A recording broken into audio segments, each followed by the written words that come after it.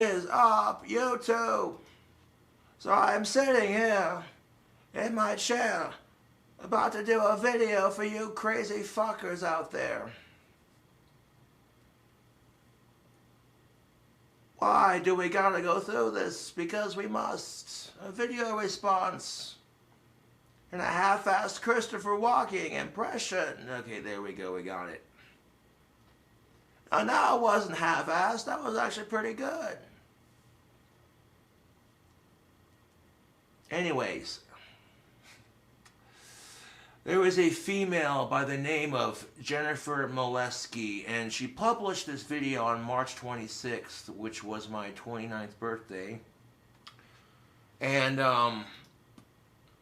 well, she made this video called, What is the Role of Women? Stay in competition. What is the Role of Women? That was for the video she made. Stay in competition. Stop. Play light. Thank you. Now, this video is, what is the role of women? So, okay, sit back, relax, and, yeah, let's watch the video. Stay in competition. Be stronger. Get your nails did. Get your promotion and rally for women's rights. Allow others to raise your children so you can blame the system that they didn't turn out as wonderful as they could have. Turn to the government. Vote your way to happiness. This time we're in contains a message, and I believe it's a perfect time for modern women to reflect on who they really are, what our natural places, the natural order that brings peace and fulfillment to ourselves, our families, our communities, and our wonderful men. What's the intro here? You see her in a pink shirt holding an M16 with a rainstorm in the background, and it says blame victimhood modern feminism, and she takes her M16 and she shoots the words. So right off the bat, you're thinking, okay, this can't be too bad. Like, oh wait, a female who hates modern feminism. That's quite controversial. The problem with this, and I'll say it once, and maybe say it several more times, radical feminism has ruined modern feminism.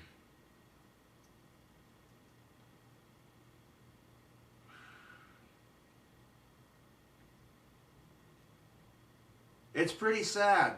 Women can no longer fight for equality without being called a bitch. Because that's the nature of our society.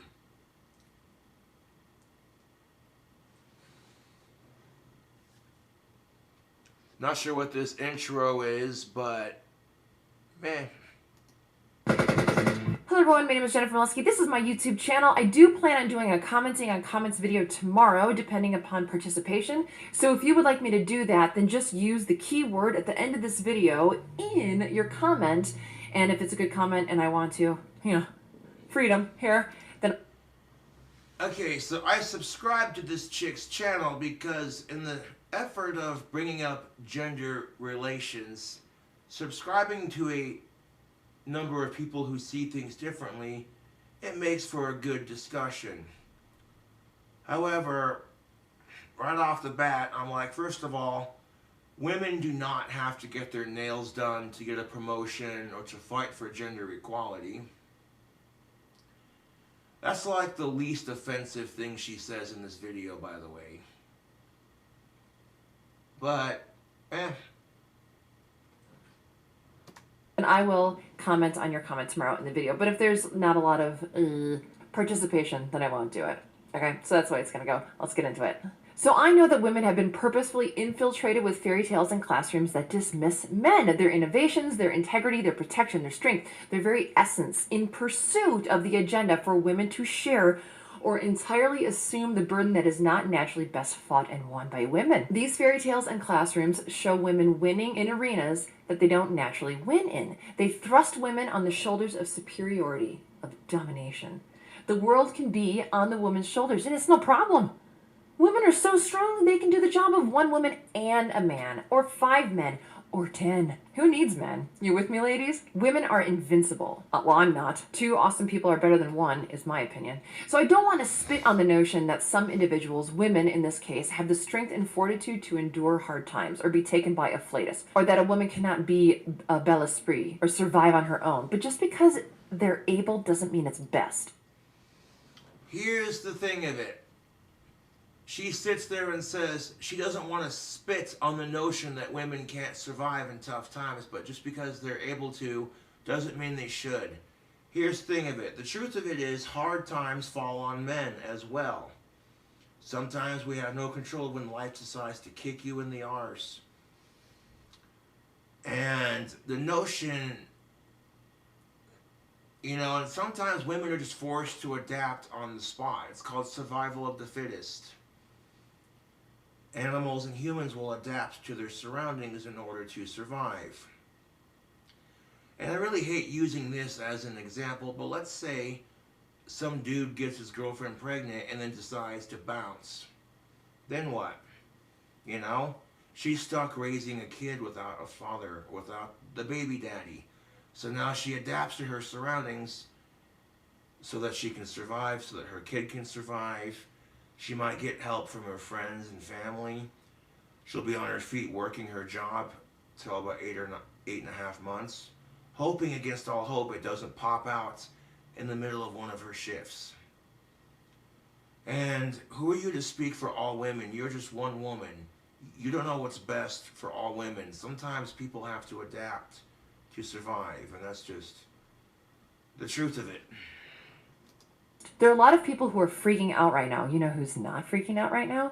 Real men. Here's my definition of a real man. A real man has spent his time, or most of it, cultivating himself. He's strong, patient, stoic, capable, accepting. He does what he can and accepts what he can't. He doesn't accept the wrong in the world, but he sees the wrong and does not let it penetrate his world. Oh yeah, this idea that men are expected to always be their toughest.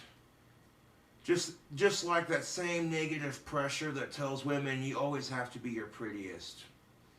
Now, as Jennifer Molesky is a woman, a much older woman, her views are going to be different, but I'm sure she knows all too well what I'm talking about. This peer pressure by society and other women to always be your prettiest. You know what I'm saying?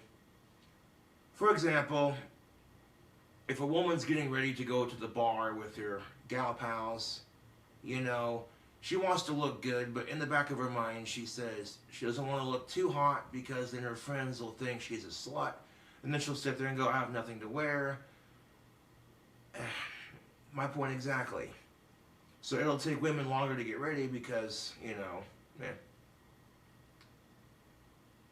But she doesn't want to look ugly either, so, she's sitting there trying to figure out how to look hot but not too hot, kind of, I don't know.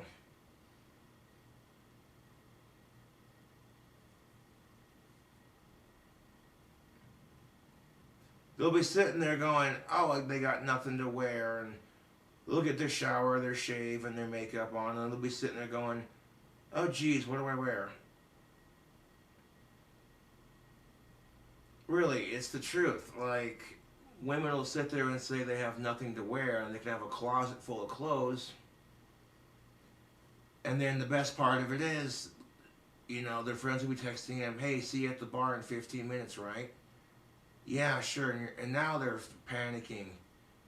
Fuck it. They throw on jeans, a t-shirt that shows a little bit of cleavage, and they're out the door.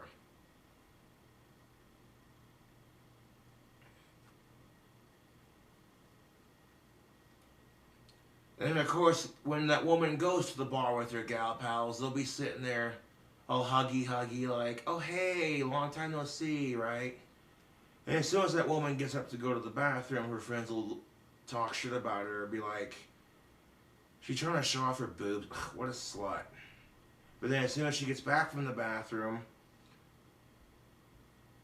women are so catty towards each other, it's ridiculous.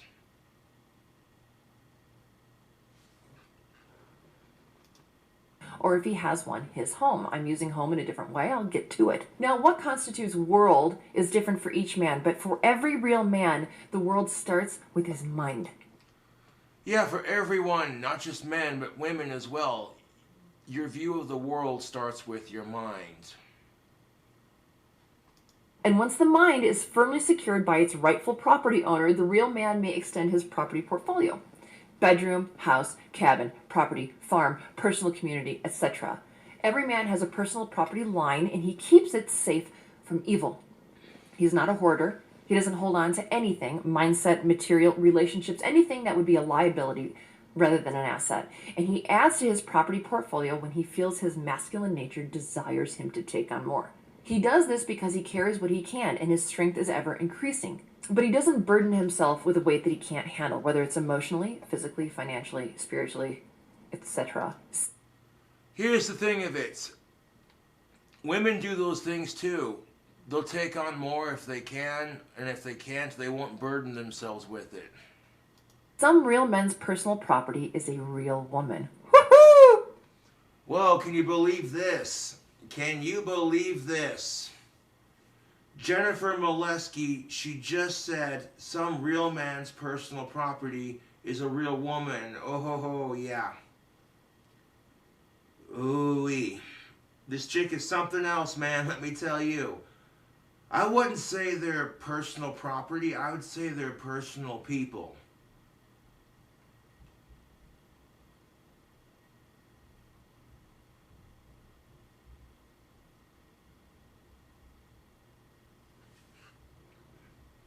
A cell phone, this is personal property. A woman is a person. Let's see how she tries to explain this one. This ought to be good. That's when a man finds his home. He's been out in the world, wandering, chopping down trees, honing his mind, conquering.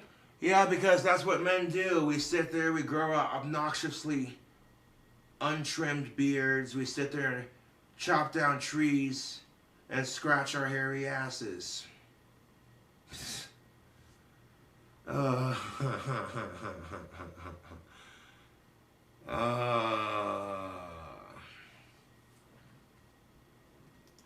Failing, succeeding, building, learning. And then one day he thinks, you know what? I'm ready to settle down, find myself a home. Now, any ladies offended at my words, please hold on, or don't, whatever. Women still have personal responsibility. I'm not... Wow. Just wow. Any ladies offended by my words, please hold on, or don't.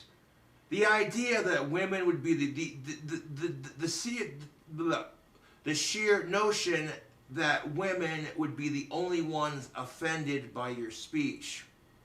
What about a man who respects women, or a man who's a single dad raising 2 girls? I'm just saying, YouTube, this chick is, yeah. Again, this is not an attack, this is just a friendly video response. I'm not saying property in the sense that you have no autonomy, not at all. You always have personal responsibility, and with it comes freedom to make your own decisions, to choose your steps. Without the ability to make your own decisions comes a loophole to profess how nothing is your fault. You're a victim, your husband's the worst, or you were just following orders. Think of the I just work here mentality. But when a woman uses her good judgment, she gives herself, her body, her spirit to a man. It is a voluntary act between her and the man. Hers is a submissive gesture to be in partnership with the man, and a real man leads his woman. I think some women hate the idea because they think a man will be a tyrant, but a real man's intention is to lead you both to a good life, or a better life every day. The goal is to live a good life, safety and happiness, joy and the obtainment of goals. You're his home, and a real man takes care of his home. My prediction is... You know, when she said that a man protects his property line, women do that too. You know, if you're a dude and you lose your cell phone in your house, so you're digging through your woman's purse, she gets out of the bathroom after washing her hands and sees you digging through her purse, she's going to be like, what the fuck are you doing? And you sit there, oh, I lost my cell phone. I was giving it a call to see where it was. That's totally understandable, but could you wait till I get out of the bathroom, or at the very least ask? That's usually how that would go.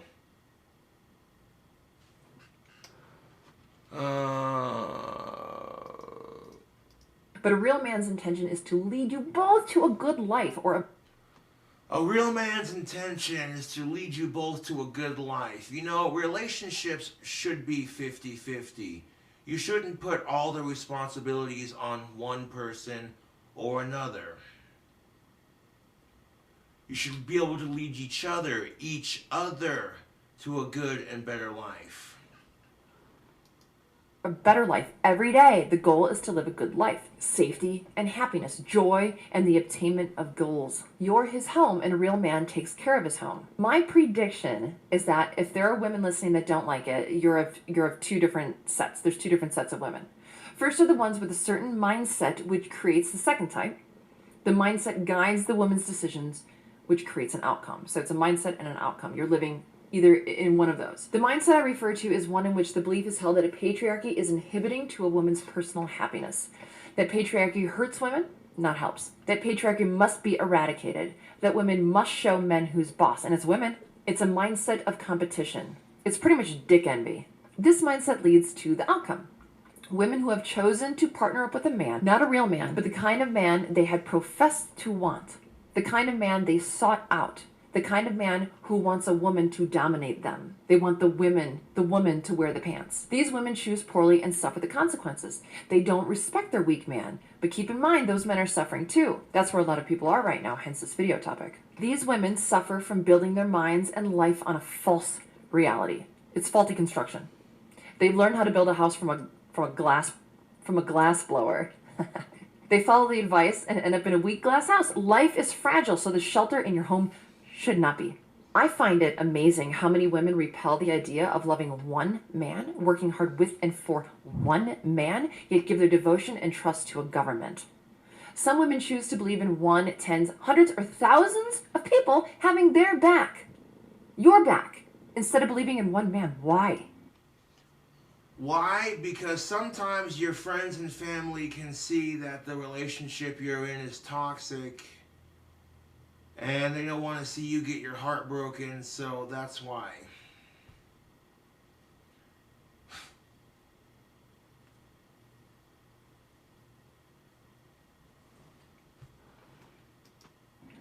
I'm beginning to think that women have suffered such a blow from feminism that they honestly don't know how to add real value to the world or to a relationship. Here we go. Blame feminism. When in doubt... If a dude made a video talking like this on YouTube, he would be attacked for being a chauvinistic male pig. You do realize this. And this is where radical feminism has poisoned modern day feminism to such a degree that, like I said earlier, women can now no longer fight for gender equality without being called a bitch. Because radical feminism has infiltrated the modern day feminist movement to a degree and made it so women struggle more than they need to. You know, that's the thing of it. Like, if you're a woman trying to end women's struggles, why make yourself struggle more by radicalizing it?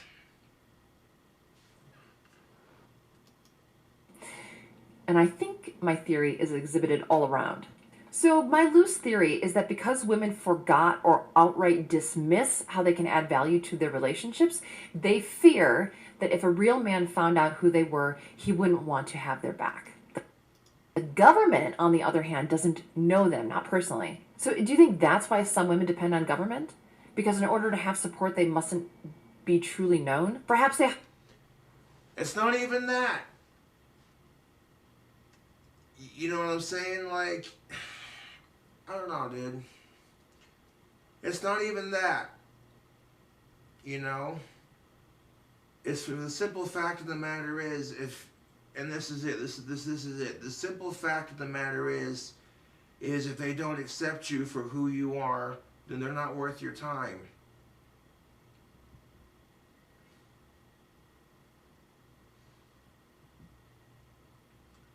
What does getting to know someone have to do with supporting them? I mean, if you're in a relationship, you should support your other half 50-50. That's what relationships should be. Hide behind the notion that they're worthy of support, that they're a good person who's worth being saved, as long as it's by someone who doesn't know them. If that makes you upset, it might be worth taking a deep dive into who you really are and what you really provide.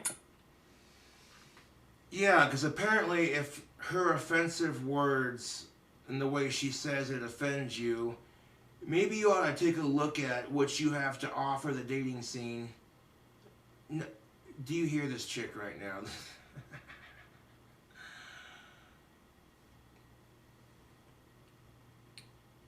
You know, time for some real talk. Okay, here's the thing of it. I'm not here to judge Jennifer Molesky.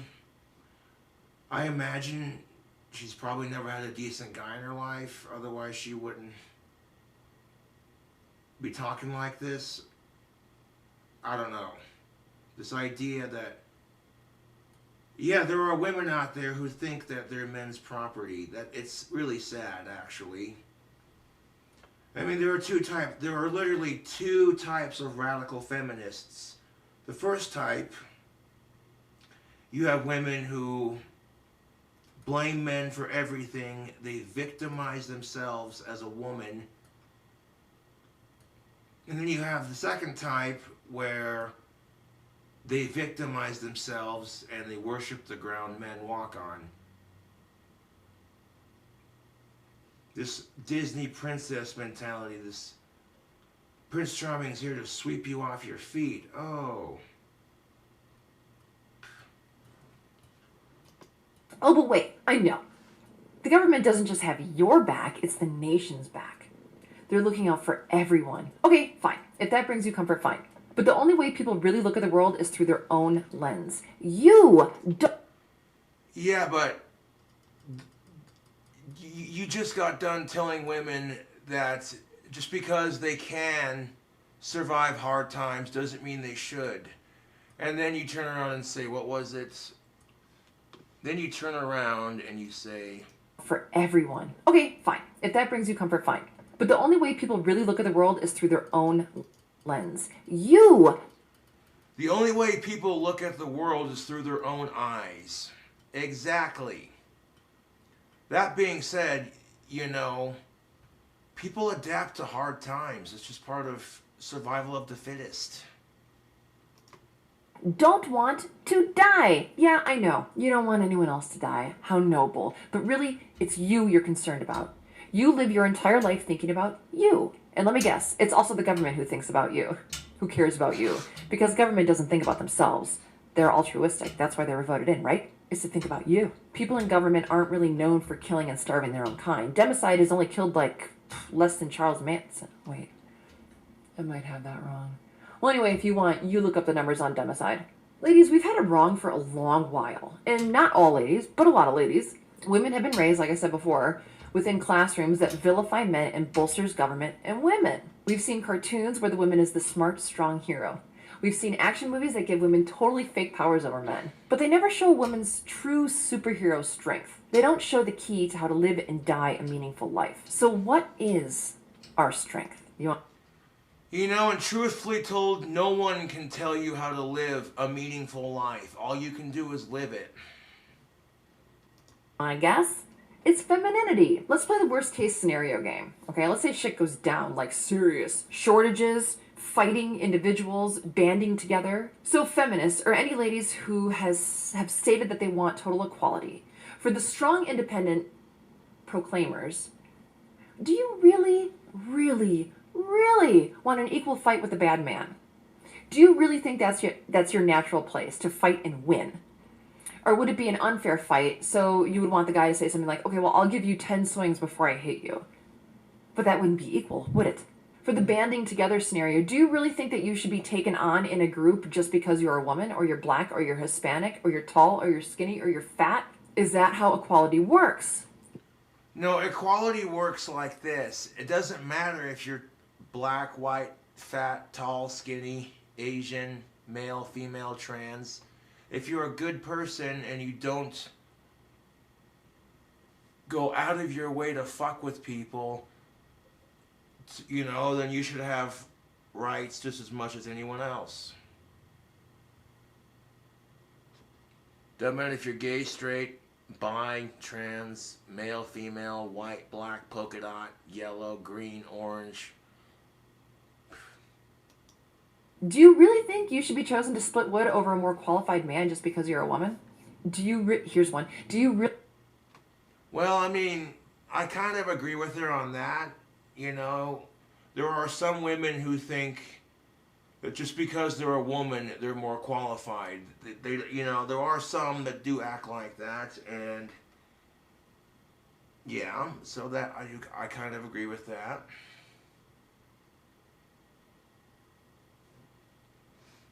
But at the same time, really want to walk through dangerous streets with a feminist man, one who also believes that you're equal to him in all ways? Do what you want to the girl, but leave me alone. To fly a rocket ship, you need to be an optimist. No astronaut. These scenarios are something that most people are not faced with, but they're still great examples of the ridiculousness of the modern feminist point of view. What's wrong with a man respecting a woman and seeing him and her as equals? You know, that's the bigger question. You take a mindset, a theory, and apply it to the worst case scenario. It must, if it's a good theory, it must also work in today's landscape. The truth is, as far as I can see, women have power, but they forgot it. Women have power, but they forgot how to use it. You are so full of shit.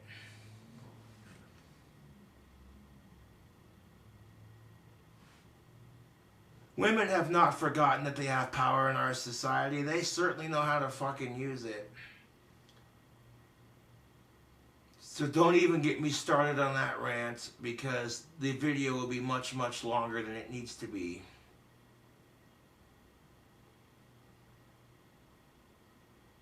Especially when we have a society where a woman can have a talk show and have like 4 or 5 panels of women, just 5 to 6 different women, all from older generations, just sitting there trash talking men for 30 minutes, and nobody says, hey, that's kind of fucked, you wouldn't like it if they did it to you. But the idea of call it the man show, where we work on cars and drink beer and talk shit about women, it'd never fly. There'd be women everywhere screaming, sexism! I'm like, well, if you gals could have a TV show on public access television trash talking men, then why can't we? That's gender equality, is it not? So yeah, to some degree I get what she's saying. I just don't like the way she said it, if that makes any sense. But again, this is not an attack video. This is just friendly video response, like, you know. Honestly, though, this is why I like Sydney Watson, because Sydney Watson made a video earlier talking about women who abuse men, and she did it without crapping all over her gender.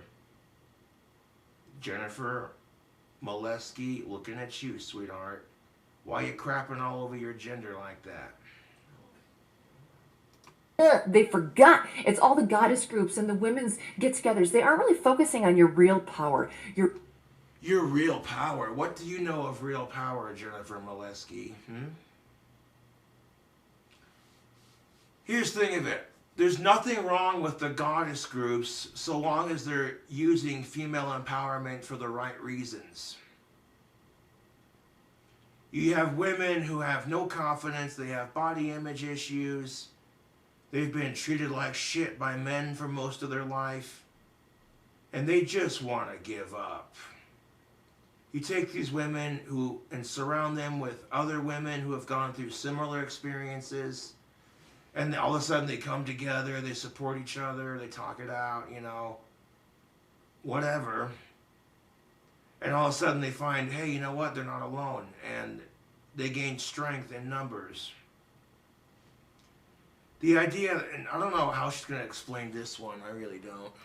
Your real strength. They're just trying to teach you how to use your natural power in unnatural ways. If they're trying to teach you how to use your so-called female power in unnatural ways, then they obviously haven't forgotten about it. Just saying.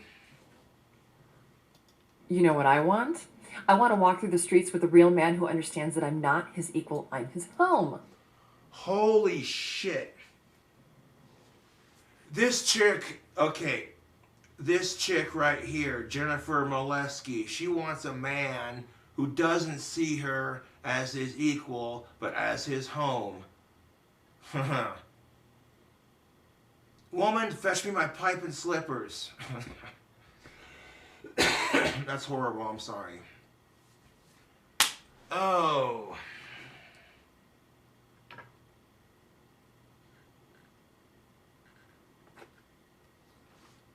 Like, woman, fetch me my pipe and slippers. That's horrible. That's the kind of man you want, isn't it? That old school 1950s husband that expects a martini when he gets off of work. The dog to fetch him his paper. You bring him his slippers and his favorite pipe, and he's just sitting there on the couch like, whoa, someday today, I'll tell you what. That Wilma and Fred Flintstone mentality. Wilma, I'm home. What's for dinner? It'll be done in a second, Fred. We're having brontosaurus steaks. And then we'll smoke a Winston afterwards. How about a Winston break, Bon? That sounds good, Fred. No, Dino, no, down, Dino, down.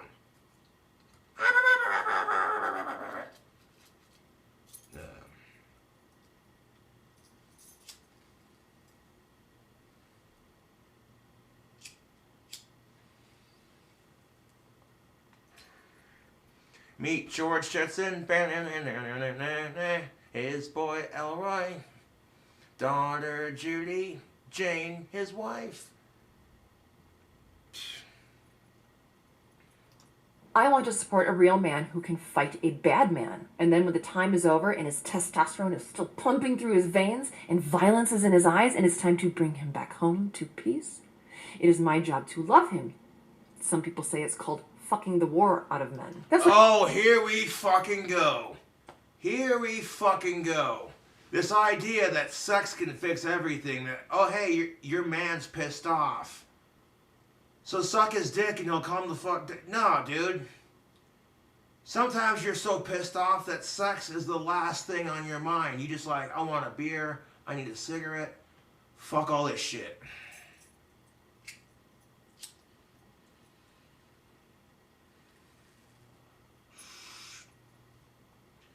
The idea that, okay, your girlfriend lifts up her shirt and shows you her tatas. Like, hey, babe, calm down, look at these. Like, those are nice, but that's not going to help right now. No, just give him a squeeze. You'll feel better.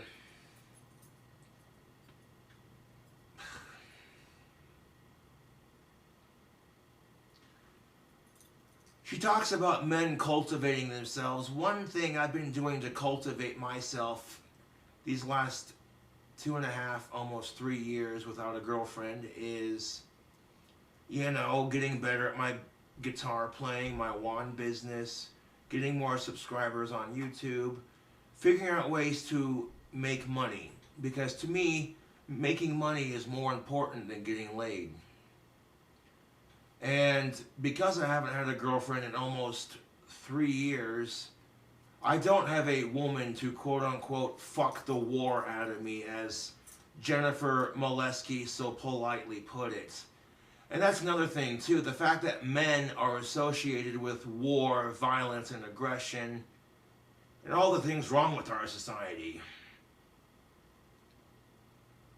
I have a feeling this chick's favorite song is Bonnie Clyde, I Need a Hero. She seemed like the kind of chick that would listen to it. Gotta Gotta be strong, gotta be bad, gotta be fresh from the fight. She needs a hero to hold her through the night. I don't know what her favorite song is. I was just being a smartass. Yeah.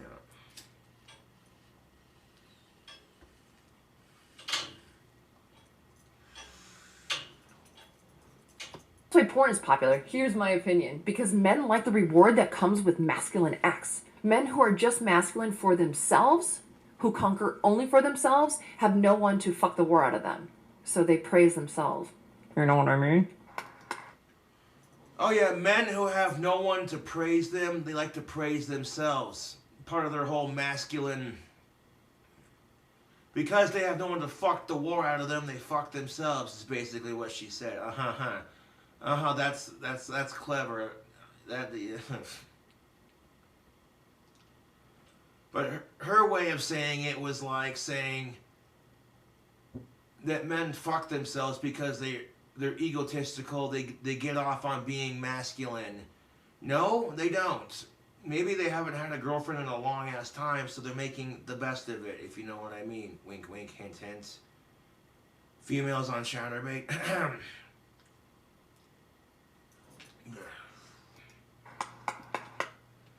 And you know why porn is so popular for a lot of adults is because if they want to see some titties, they want to see a chick dance naked on camera, they can do so, and they can do their thing while they watch it, you know. And they're not going to be worried about the chick judging them for their penis size or being like all bitchy and shit, you know. Yeah.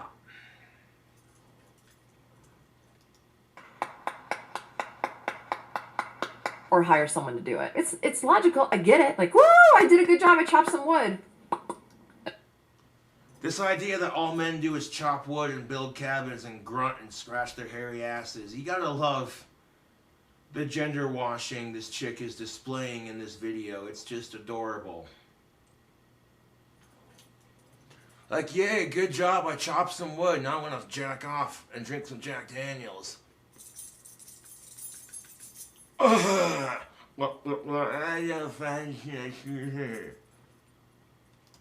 getting back to ladies. Do you really want to compete with men over scarce resources? I don't. I want to be on the side of one man who doesn't believe in equality but takes pride in protection in what is his. You heard it here first, folks. Jennifer Molesky wants this chick, wants other chicks to do all these things, but she wants a man who does not see her as his equal, but rather as his home. I get that to some degree, but why not both? Is it so wrong for women to want both? A man who respects her, treats her as his equal, but he also protects her because that's his. So what is our natural role, women, ladies? Our role is to be at home and to make it his home, to nurture him. Okay, this is why I subscribe to this chick's channel. Holy crap. So 1950s housewife. According to Jennifer, and out of sarcasm, of course, because for gender discussion on my YouTube channel, which is something I do quite frequently, subscribing to a woman who thinks like an old school man, that ought to create some interesting discussion. But according to Jennifer Molesky, the role of a woman is to stay at home and nurture him and what else? To fuck the war out of him. Oh yeah, to fuck the war out of him. To bring him back to a place of peace. Home is your heart, your arms, your body. Home is the cooking that you do for him. Cooking is no joke. Knowing what your man likes and then preparing it with a smile on your face is a big deal. If it were a little deal, half the women in America wouldn't bitch and moan about it. Half the women in America would actually know how to do it. Holy crap! Do you know why women are bitching about it? Because there is this gender-based stereotype that women belong in the kitchen. And women are sick and tired of it because women can now go out and run for president. They don't have to be stuck in the fucking kitchen like the good little housewife. Her man comes home from the factory and she hands him a pack of Lucky Strikes and makes him a martini. How was your day, honey? Oh, it was brutal. Got a new guy. Had to train him. The guy's a fucking retard. Oh, what a day, hon. What's for dinner? We're making Salisbury steak. How do you want your steak? Medium rare. You know how I like it. Yeah, and you do such a good job cooking it. No, she wants the kind of man who will scream at her when he gets home, "Woman, fetch me my pipe and slippers. Make me a drink." Here's the real question though. What about a man who can cook for you for a change? Or better yet, because relationships are 50-50, you cook and clean together. Maybe you're both horrible. That's just it. You're both horrible cooks, maybe. You know? No one's born knowing how to cook. So obviously, by the sounds of it, you've spent years learning how to cook, which is good. You know, learning how to cook is not gender-based. It's natural for surviving. I get that. However, what's wrong with the idea of a man cooking his woman a meal for a change? Or better yet, you as the couple cook together. You know, you're sitting there having lasagna and salad, and, you know, one of you makes the lasagna, the other one makes the salad. And the dishes you use to make it are put in the sink, and then you both do the dishes together afterwards. 'Cause let's be real. Chores suck. Nobody likes cleaning, but if you have a significant other half, then cleaning with them will make chores suck less. If you want to be kinky with it, you do the chores buck-ass naked, like, hey, you know, sexy chore time, you know. I don't know. If you're bored with your marriage or relationship.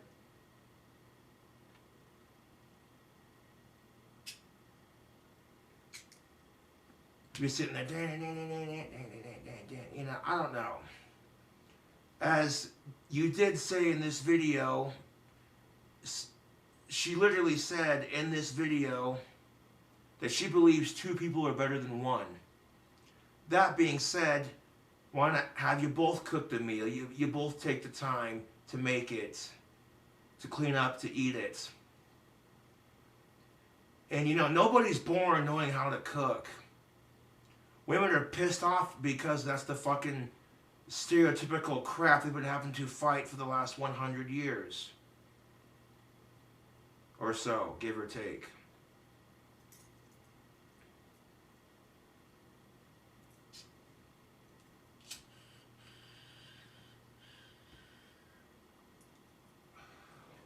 Yeah, that pipe tobacco is cashed. Oh, this is ridiculous. Women have had to spend generations fighting that stereotypical oppression.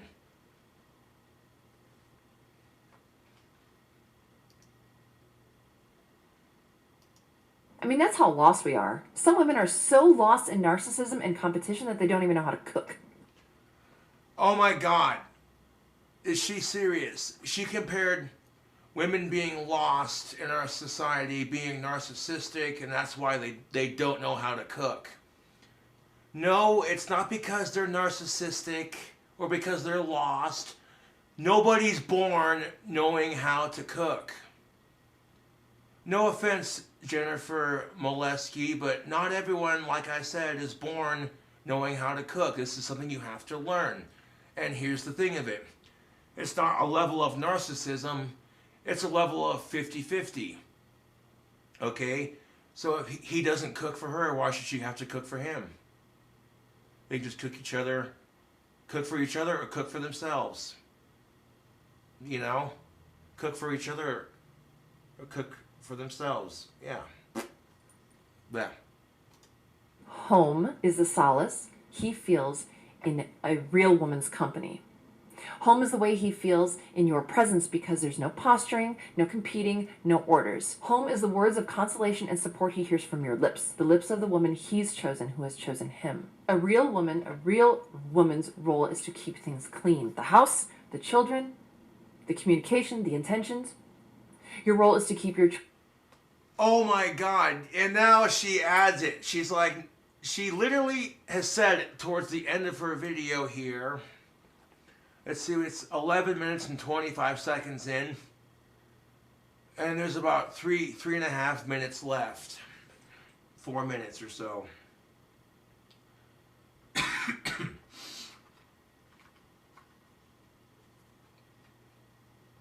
According to Jennifer Molesky, the role of a real woman is to cook and clean for her husband, to stay at home and holy shit, dude. If a dude talked like this, do you know how much crap he would get from women all over the internet? So, yeah, holy crap, there are women out there who are this objectifying towards their own gender. It's pretty sad.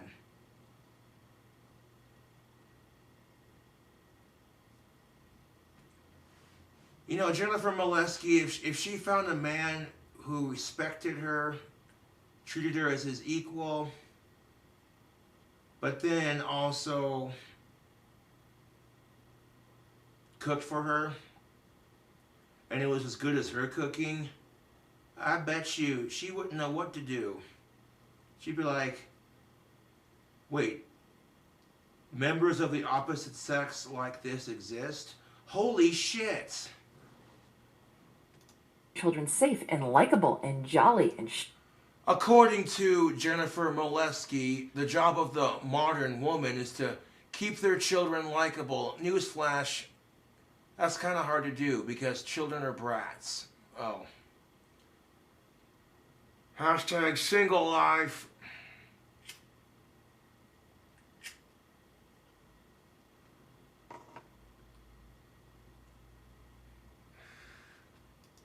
Sharp and useful. Your job is to make him laugh through thick and thin. Your job is that. Okay, you know what? All these things that she's mentioning, men can do too. Because relationships are 50-50.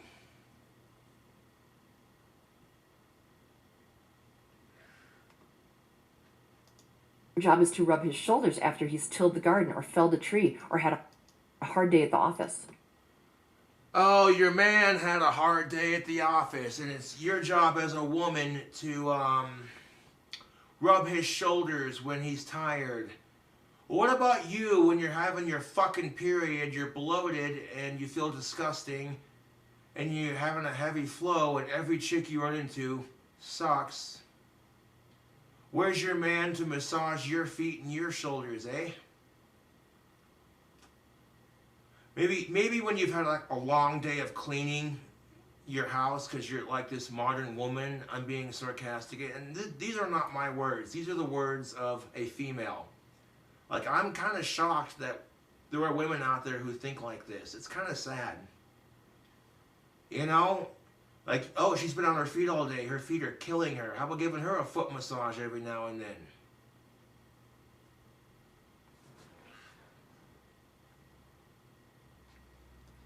Like, holy crap. Your job is to stay as beautiful as you can so he has something wonderful to look at. Oh, the level of narcissism on this chick. Your job as the modern woman... Oh, this is kind of like when women follow or hang out with less attractive women to make themselves look or feel prettier. It's no different. It's no different.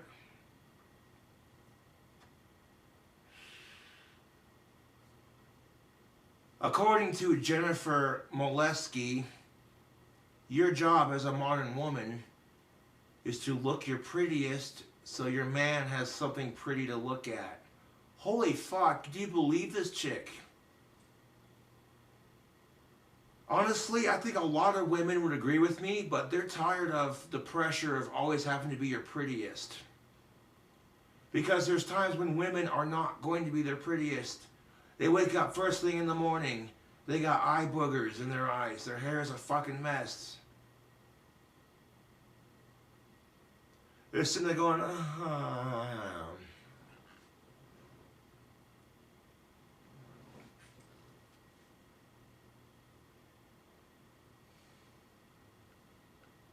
It's no different than this idea that men are always supposed to be their strongest. Ooh, look at my muscles, brother.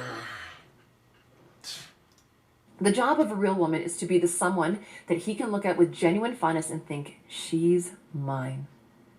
And you look at him with fondness and think, he's mine. Okay, that right there, a woman's job is to look upon her man with fondness and think, that's mine, and vice versa. That I will agree with. If you can look at your other half and be like, damn, that's mine, fuck yeah. Now keep in mind, Jennifer Molesky is an older woman, so her views are a bit more old-fashioned, as you can see.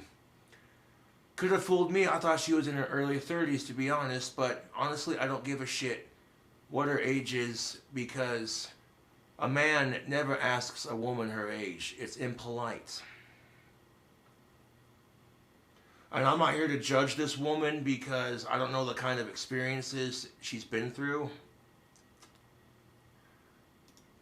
And that brings you both such an abundance of meaning and pride and fulfillment, and provides you with such ambition to keep providing more and more for each other, that you realize that when the roles are skewed and men stop acting like men and women stop acting like women and things become out of balance, it brings about misery and destruction. It does. When we have troubles with gender relations, it's ridiculous, YouTube. I can't believe we're having this conversation again. This is why I like Sydney Watson. She made a video earlier talking about how women abuse men, and she did it without crapping all over her own sex.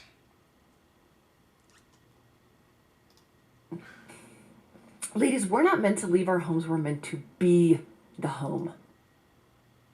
Do you hear this chick? She's like, ladies, you're not meant to leave the home. You're meant to be the home. Oh my fucking God, dude. You do realize it's 2020 and that women can become presidents? They can run for president? Like, if you would have told women in the 1950s that in the year 2020, women will be able to run for president, they would look at you like you were on drugs. To build our home, to reinforce our home, to make the home welcoming and beautiful and smell good and have all the space and readiness for your real man's heart. When you do that and you find a real man who's ready for you, he will focus on his property, his home. He cares for it, works hard for it. There she goes again, referring to women as property. Jesus fucking Christ. Thinks about it when he's gone and can't wait to get back to it. Or not. Or not. Stay in competition. Be stronger. Get your nails did. Get your promotion and rally for women's rights. Allow others to raise your children so you can blame the system that they didn't turn out as wonderful as they could have. Turn to the government. Vote your way to happiness. Order takeout forever. Go to school to obtain a degree that keeps you away from the house so you can fight with your partner about how hard you work outside of the house and that he should do more work around the house. More chores. Go and spend a lot of money on education that keeps you forced to work in a city because that's where all the jobs are. So Joe Biden, and frankly, most of the government, is calling for the government to support families, communities, and small businesses. Question: do you believe that families, communities, and businesses are important? Yes, I do. If you do, then act like it. Be the backbone of your family. Provide for your family. Because strong families create strong communities. And you know what thrives on strong communities? Small businesses. It's simple, right? Remember when she says this, because literally if you go to her channel, She has a video saying you shouldn't start small businesses because that's risky. But then in this video she says small businesses help the community grow. Is it easy? No. Is it simple? It is. So today's keyword will be today's keyword. The keyword today is shortage. If you have a comment and you would like me to consider commenting on your comment tomorrow in the commenting on comments video, then use the word shortage in your comment. I don't know what you guys are doing, but I really appreciate you tuning in today. I have a goal. You want to hear it? I'm going to tell you. It's to get to 25,000 subs by the weekend. Today's Thursday. Friday. Today's Thursday or Friday. So if you like this content, feel free to subscribe. If not, you have freedom for now, as far as I'm concerned. All right, take care. Be well. Be well. Okay, before I wrap up with 2 more of her videos, and I'm not going to watch the majority of these other 2 videos, just a couple clips. I got one thing to say. Sexism can piss off.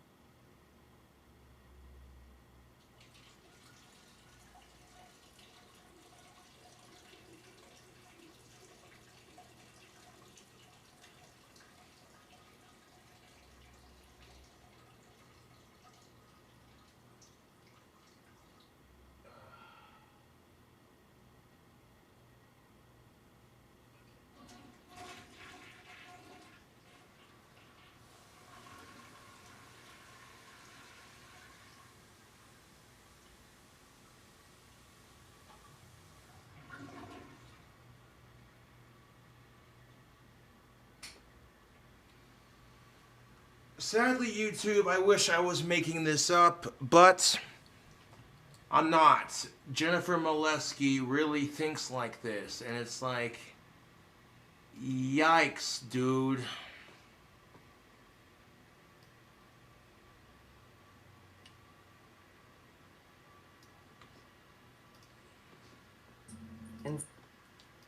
So now, this other video she has, relationship risks. Never start your own business. Risks are risky.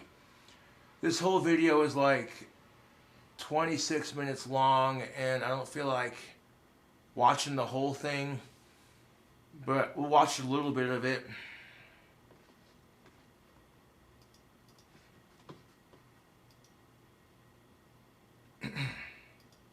Don't start a new business.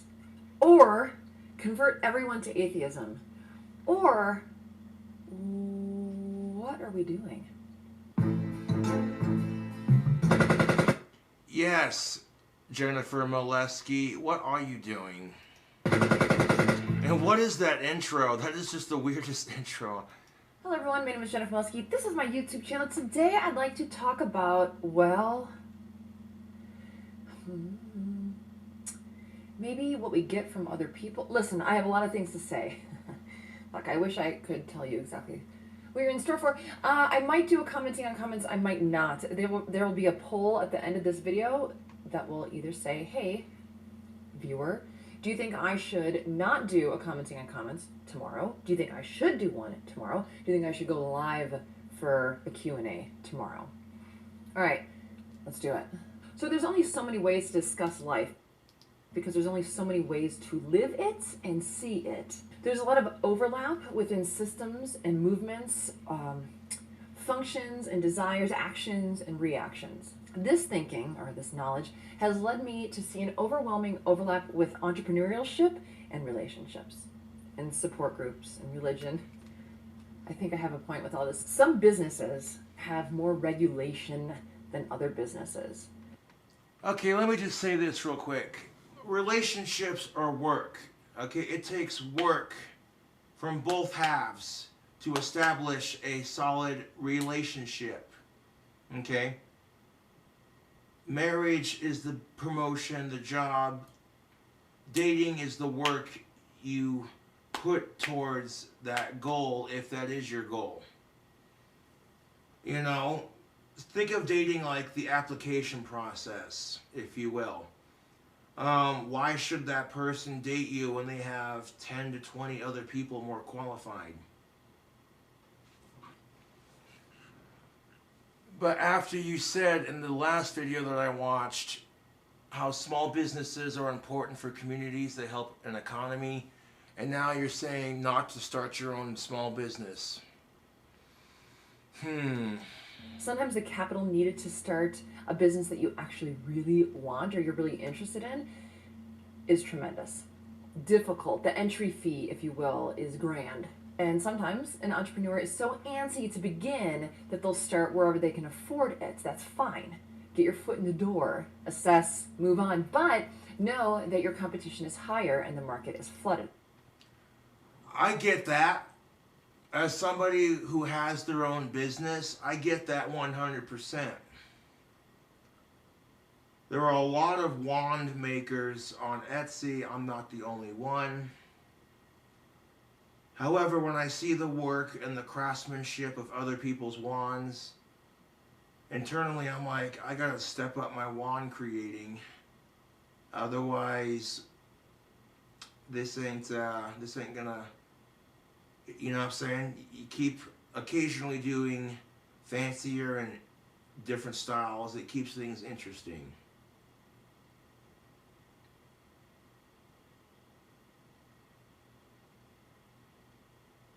And fortunately for me, one of my YouTube fans, Don Picton, gave me a bunch of Ace Hardware gift cards so that way I can keep my wand business flowing.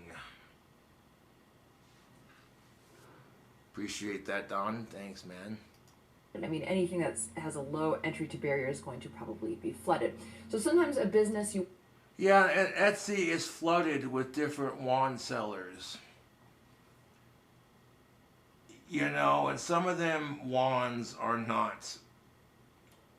Like, I see people on Etsy selling chopsticks covered in hot glue and painting it, and I'm like, no. No.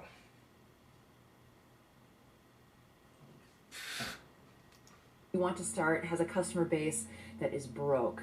I think of a liquor store that sells low quality products, especially if they're going to create the business or live in the neighborhood where there's lower income. So great, that's fine. It's easier to save the money or borrow that money to start that business. But vandalism is more likely.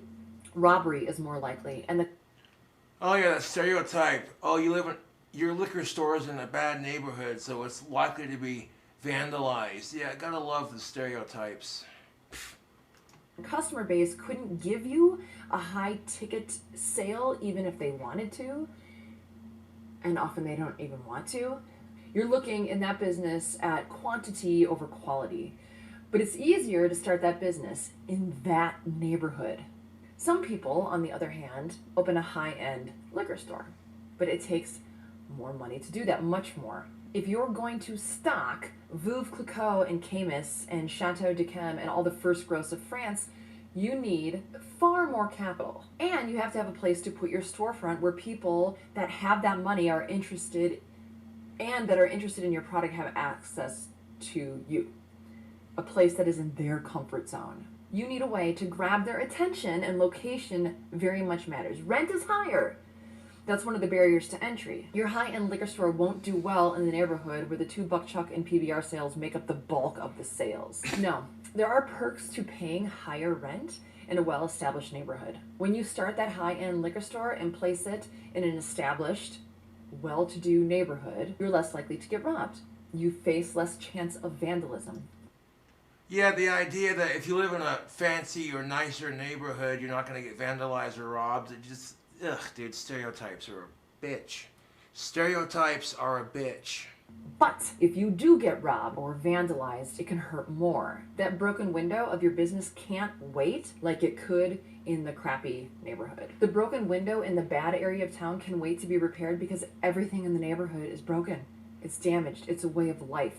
It's normal. Destruction Wow. is normalized. Broken is a way of life. And the customers of the low-end liquor store aren't looking for a fancy store. You'll still get business because they're just looking for cheap beer. But the high-end liquor store can't afford to wait. Their damaged window will be noticed because the neighborhood is not used to damage or destruction. They, the clientele, expect you to offer them a clean, safe, dependable experience. If you're going to please them, you have to offer a lot. And so we can look at this at every arena in life, well, or mostly, I would say. You can lend a friend a small amount of money, but if you have little money and few friends, it can affect you more. When your friend turns out to be untrue, it hurts. I mean, this is across the board, and you remember, it stings, you learn a lesson. Don't lend friends money. You can't trust anyone. Or people only care about money. Or, if they're going to be a bad person, then I can be a bad person now too. Any lesson you want. It's your life, and you are free to see things any way you choose, but you have to choose how you're going to see things. And no one is safe, by the way. Millionaires get screwed too, right? There's also schemes and schemers, Ponzi schemes, Bernie Madoff, high-end theft, art theft, diamond theft. People lose millions. They lose their fortunes. And even a well-intentioned financial advisor can accidentally help you to lose it all. And sometimes when you start a business, you realize that you don't really know how to run an effective business. It's overwhelming, and what you thought would be great fun and provide you with happiness just doesn't. It's too much work. Well, yeah, that is true to some extent. I mean, yeah, when you don't know how to run a business, it can be difficult, but once you get into the groove of it, at least, it's not so bad. Some women, dare I say most women, want to find a man that makes them feel beautiful and amazing because they think that by someone else thinking it or pretending to think it, it would make it so, but that's a disaster. I think for ultimate happiness, you should find a man who makes you feel fat and ugly. Oh, yeah. And then there's this video where she's like, women should find a man that makes them feel fat and ugly. What? I don't know, man. I really just do not know at this point. Like, some of the things this chick is saying, it's like, fuck, dude.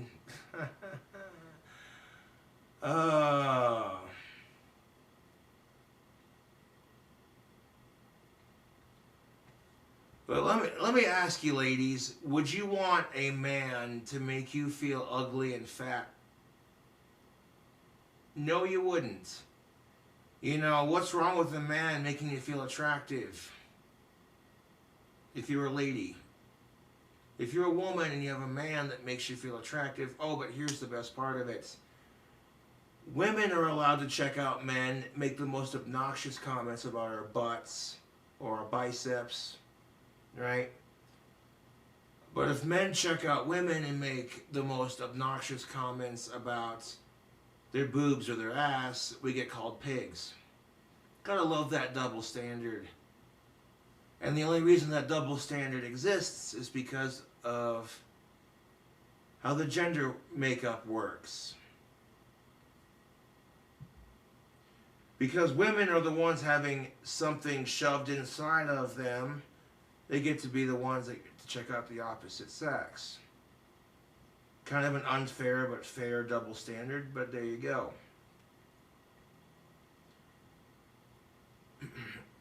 Now, I subscribe to her because, well, some of the points I agree with, but for the most part, I'm just like, who is this chick, And if we're doing videos on gender relations and what have you, getting perspectives from different sides of the story is a great way to come up with a conclusion. I'll say it again. If this chick found a dude close to her age that she found physically attractive, and if he could cook as good as she does,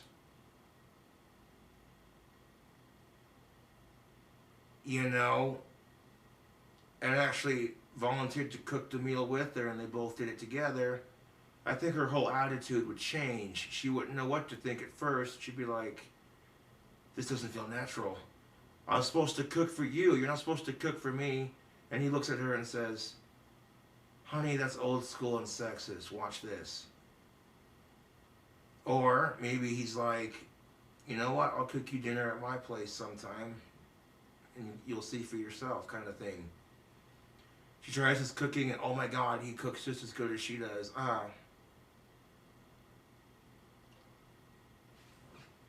Well, we'll review some of this here video and then we're gonna wrap it up because this video I made is long enough. Sort of. Bear with me. Okay, Sort just of? bear with me. Just hold on. Don't. The intro. Hello, everyone. Say hello to my little friend. My name is Jennifer Molesky. This is my YouTube channel. If this is your first time here, welcome. Thank you for trying to join this conversation. And if you're returning, welcome back. Thank you. I really love you. I really do. Thank you. Because coming to hang out with me more than once is something special. Okay, so this is a weird concept that I've come up with. A weird concept, you don't say. The title of this video that she made right here is called Don't Lose a Good Man. Find a man who makes you feel fat and ugly. What in the actual fuck, dude?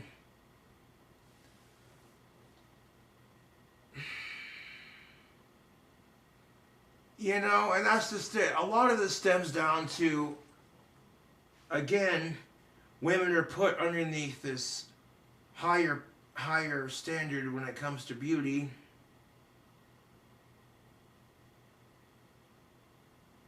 And it's ridiculous, YouTube. So, of course, she's worried about looking good for her man. They're trying on jeans at the mall. And she looks at her husband and says, honey, do these jeans make my ass look fat? And you're a dude, you know, her ass looks good in them jeans, right? Fuck yeah. So you're like, no, honey, your ass looks damn good in them jeans. You walk up and just grab a handful. And people look at you like, ew, PDA.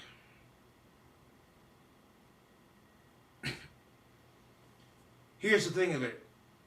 If you don't like the way you look, change it. It's just that simple. It's certainly in opposition to what most people think or how society runs. And the way most people think is, women say, well, how does he make you feel? Well, how do you feel? How does he make you feel? How do you feel when you're with him? And the people that advocate for that, it is typically women, but often men, are typically the same people that when a new romance fizzles, they'll say to you how amazing you are and that he's just stupid and that he's missing out and you go girl and girl power and you're way better than him and you're way better without him and all this rhetoric.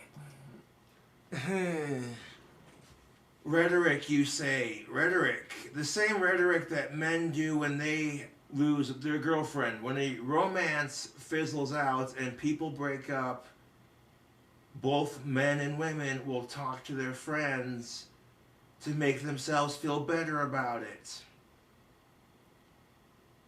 You know what I'm saying, YouTube?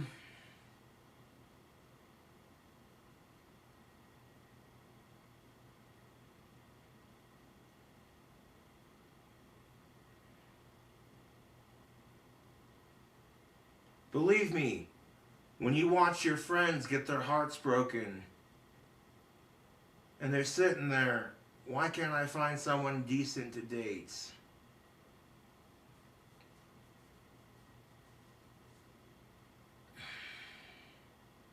No, like, I'm not even joking you. One of my female friends was like, I don't know how you do it, Josh. I don't know how you deal with this dry spell. And I'm like, waiting patiently and watching females on Chatterbait.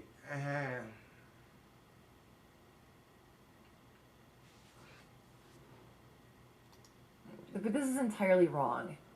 in my humble opinion, you should be looking for recognition, okay? So honest recognition of who you honestly are after you've deliberately cultivated the kind of qualities that would take to make you top tier. So you must, as a woman, you must spend time creating a human who lives in your body, so like you, who is spectacular. And once you do that, you have created a solid filtration system. So I see a lot of people jump from relationship to relationship, looking for someone to make them feel a certain way.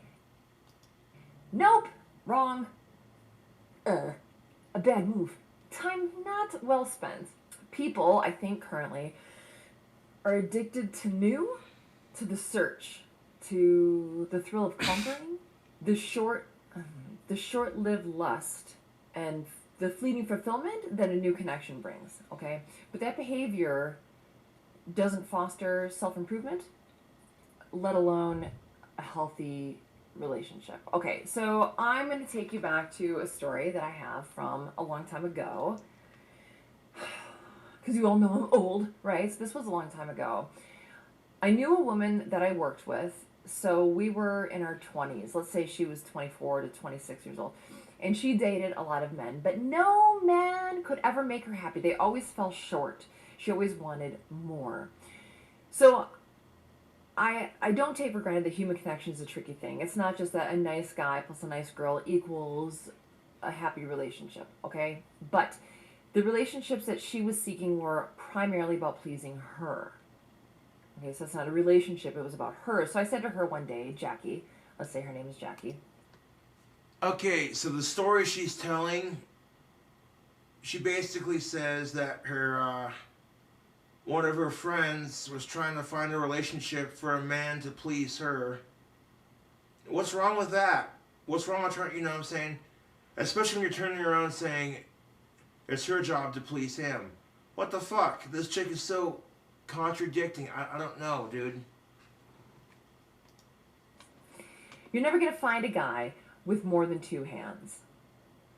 And I'd like this trademark because I think it's really good.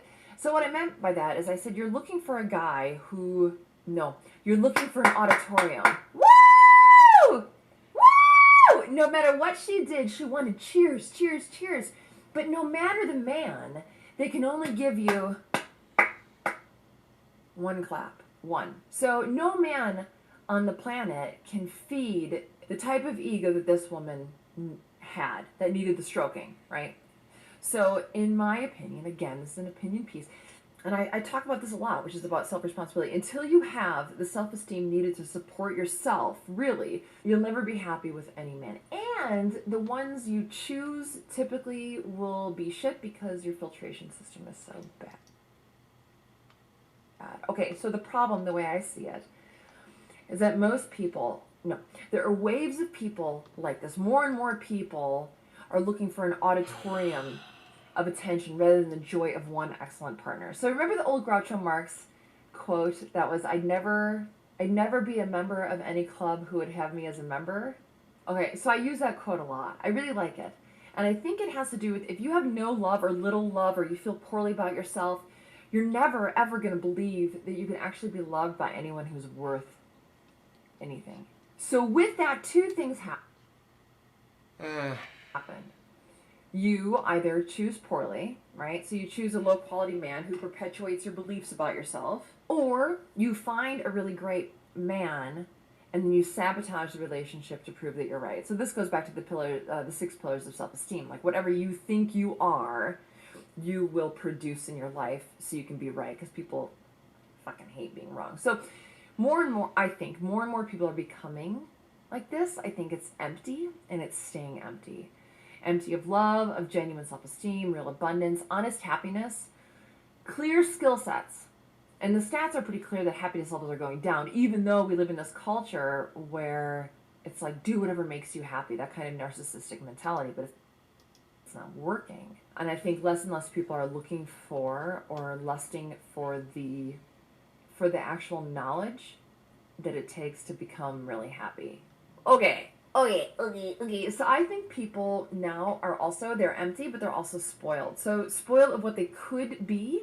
So in order to spoil, think about this, you have to have started out as something good or pure. Movies, billboards.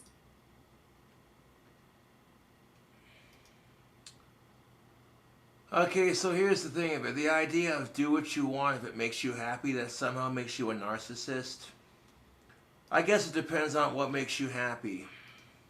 People are taught a bunch of lies in school. So here, let me save you $100,000. Magazines that you see in the checkout line while you're buying your lean cuisine, you're sold a lie of what happiness is.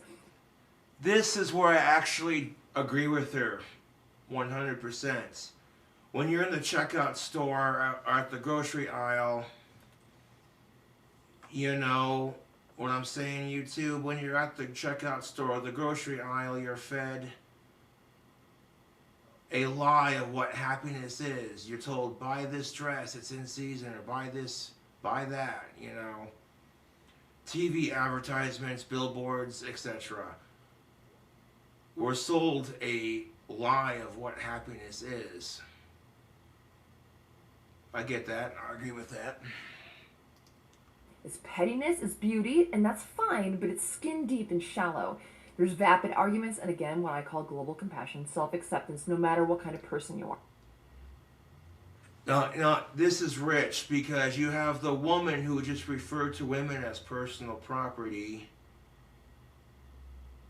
telling us that magazines and billboards that try to sell us happiness are shallow. That is fucking rich. That's what you're sold. Number two, I think it's through the education system. That so many people are fed is the way to success. People are taught a bunch of lies in school. So here, let me save you $100,000. Here, you're a victim. The patriarchy is bad. You must compete with men and win. Win! You have to win against men. You have to win. It's a contest and you must win. So, since I just saved you $100,000, if you feel inclined to make a donation or become a patron, you can do so in the description below. Or you can like, share, subscribe. You know the spiel. Anyway. Number three, I think it's through, and maybe you think this. I don't know. I'm interested to hear what you think. Through fatherless homes. Injured women raising children? What could go wrong? I don't know. And four, sometimes, honestly, I think more and more often, even intact homes, a mother and a father working tirelessly together day and night to create spoiled children, which will become spoiled adults. So I know a guy in the community. He gives his time, he donates his money. He has a wife and he has 3 children. 2 daughters who are 28 to 32, both married. And they still call him and his wife for financial support. Like, honest to God, this happens. Dad, our car broke down and we need a car. So they buy him a new car. But the husband and the wife are calling, relying on them, and they're spoiling their children. Well, yeah, you shouldn't spoil your kids.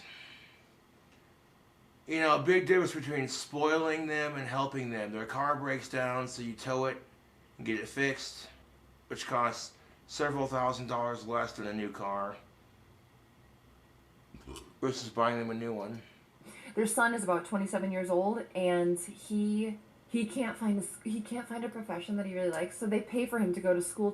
They pay for his moves. They pay for his apartment in San Francisco. That's not doing anything. So that kind of parenting, I think, is injurious to people. You know, many of you know I'm in fine dining, and I have a lot of regulars, and a lot of them are the same way. They have children my age. Yikes, my age. I'm not young, that are still calling them. They buy houses for and whatever. So, anyway, calling all ladies, if you are fed up with the modernity's mantra, men are bad, patriarchy is bad, and they should be destroyed. Women can and should do the same thing as men do, that you can have it all, that having children in your 40s is really healthy and pretty fucking awesome. And if your man isn't a feminist, that they're horrible. If you're there, or if you're a woman who doesn't feel at your core that you are where you want to be or who you want to be, or that all the great men are gone, they're not, then I have a recommendation for you. Well, first I would say watch, I have a video and I'll post it, Deathbed Meditations. And you can come to your own conclusion on what's honestly true. But as a shortcut, if you don't want to listen, I'm here to tell you potentially a path against the current grain of our society's teaching. And I think it needs to be said, and no one's going to like it. Fine, fuck it, I'll say it. Okay, so number one, it is okay. No. It is good. No. It is important and vital to be positively feminine. And there are many ways to be it, but be a version of it. Don't shy away and demonize your femininity. Competing with men is not feminine. Whining about systems and screaming in the streets over points you can't really even articulate is not helping anyone. It's not helping you. Okay, that's where I disagree. Competing with men is not feminine. Why not? Why not? Why not? The idea that, oh, a woman can't compete with a man because it's not very ladylike. Piss off. Well, again, okay, YouTube, I'm not going to watch any more of this. I think I've made my point. If you'd like to check out some more of her videos, you feel free to do so. What do you guys think? Do you like Jennifer Molesky, or do you think she's insufferable? And do you think she's being sexist towards her own gender, or do you think you like what she has to say? Let me know in the comments below. This video is long enough. So, anyways, YouTube, thank you for watching my video response, and I'll catch you later.